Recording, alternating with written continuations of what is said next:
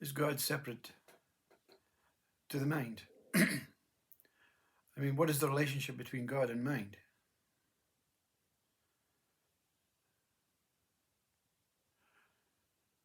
Well, we have the mind of God that we experience.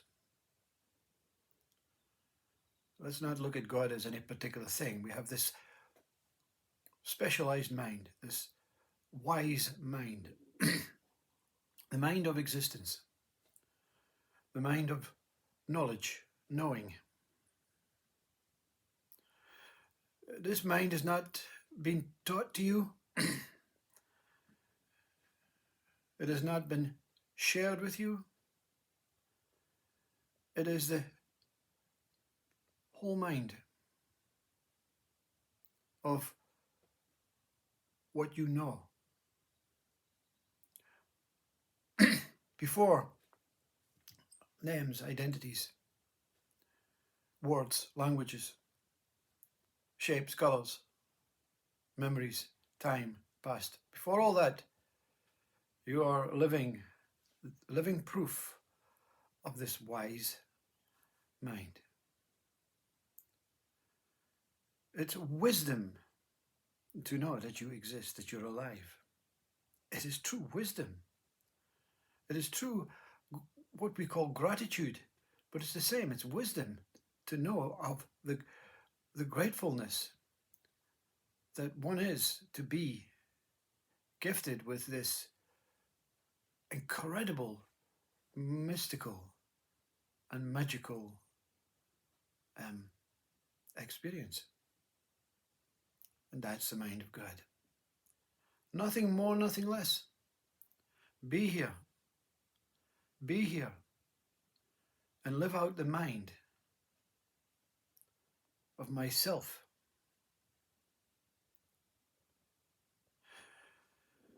What we also have developed through an idealistic way, a conceptual way, where we forget about the simple beauty of being alive, into a category of, I want more than just being alive.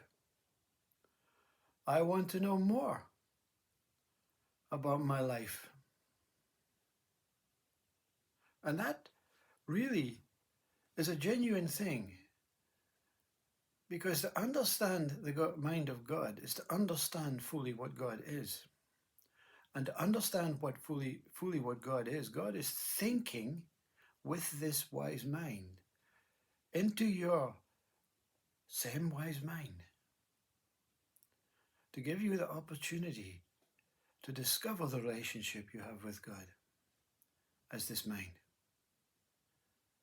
So we are here to discover, but not what the developed mind, not with the developed mind, but with the original mind, the mind of being here, present, waiting and witnessing all of this as reflections of the truth of myself.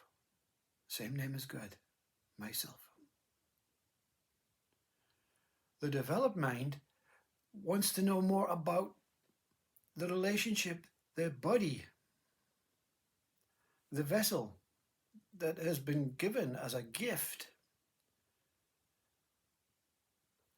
and its external structure and the external world or planet, whatever you want to call it. So it has turned away from its wise mind completely. This mind is called ego. But there's another kind of word that makes the speaker feel quite nauseated. It's the mind of intelligence. It's a fake, you see. It's the illusionistic mind, the fake mind. We have a body and a sensory department and an emotional connection to the external world as much as we do to the internal world of our true nature. So we see this as quite real because we're projecting from that point of wisdom, that point of self, that point of being before I. You see, from the root of I. So this looks real. And we start believing that this is the only reality that we have. My relationship with this body and this world. No other relationship. But every one of us knows. And every one of us, as this wise mind, pops its head in every now and then and said, but what about truth? And the ego intelligent mind says, yes, don't worry about that. We're looking for it all over the place. We're going into the universe. We're going into our imagination. We're going into our future. We're going into our past. We're going into all the things that the intelligent mind has created for itself. This is samsara. This is the recycle. The recycling plant of intelligence. You see, the child, the basic child will tell you, what has man developed? What has man developed? What has man improved? What have you improved? The child will say, well, nothing. My breath is still the same. My understanding of what this is every day is the same. I get up every day. It's a happy day, a joyful day. Every day is the same. Every day is okay. There's no improvement needed. There's no improvement required. I breathe, I get up, I live, I'm happy, I'm okay. The intelligent mind says, no, we won't be happy till we find God. But that's the wise mind. You see, that's the wise mind. But you cannot face up to the ego, intelligent mind. It cannot admit defeat. It cannot admit that it knows it's going always in the wrong direction, using thoughts and conceptualization and ideological methods and practices and ways and building and creating and moving and changing.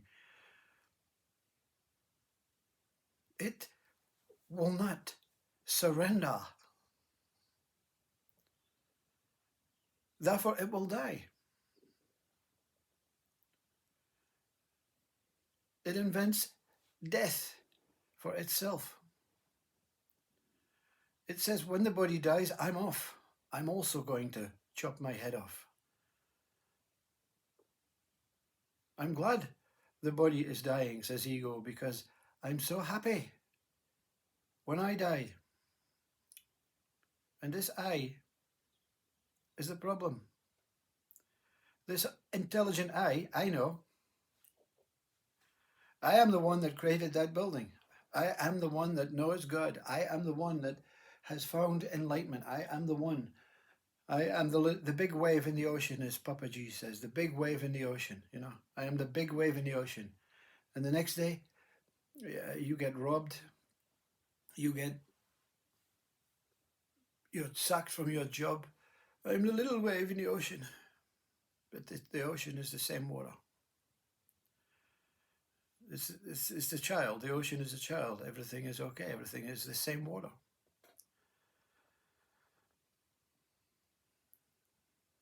The problem is God.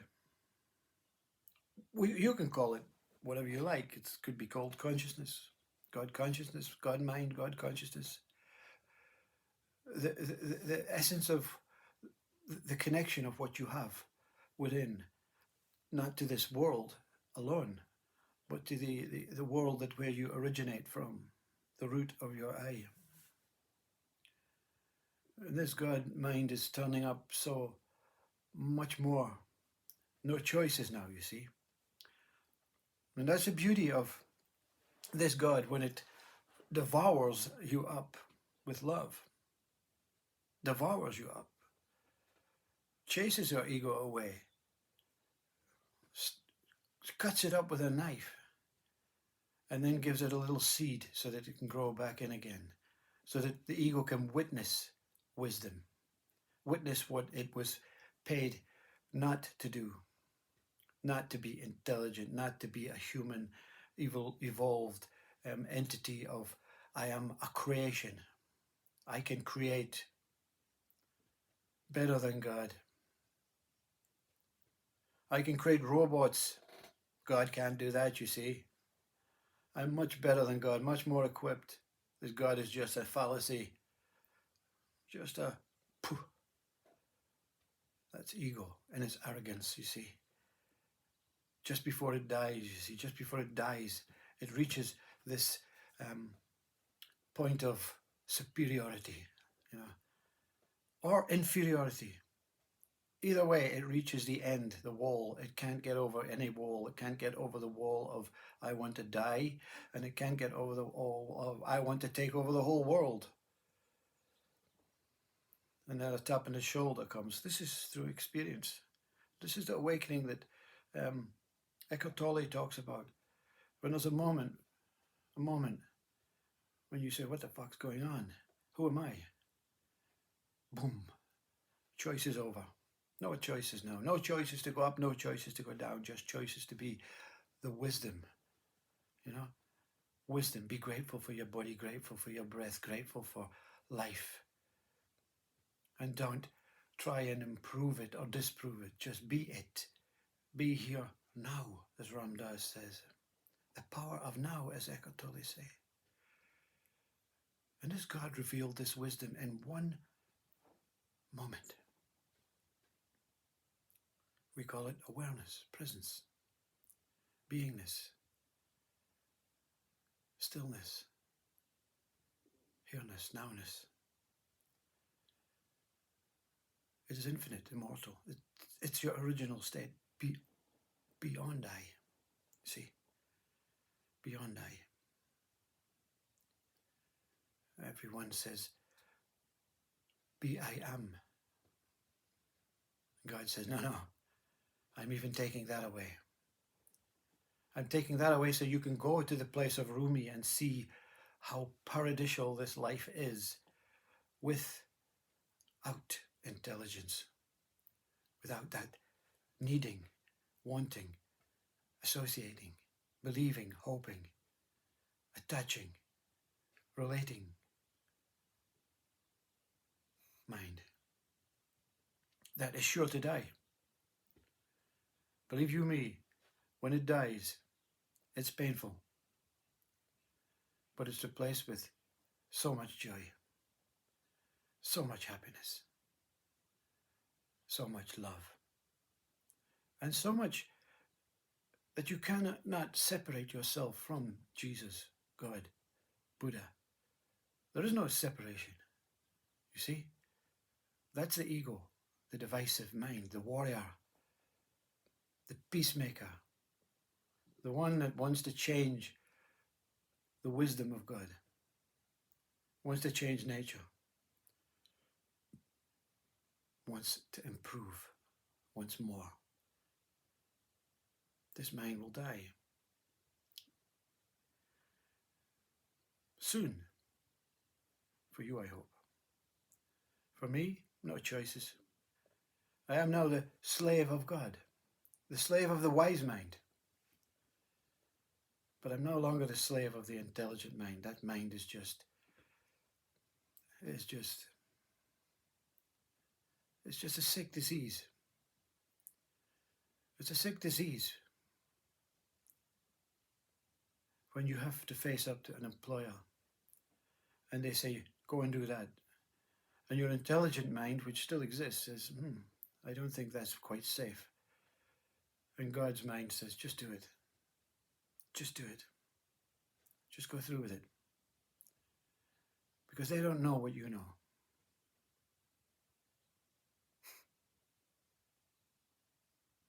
I know nothing but God.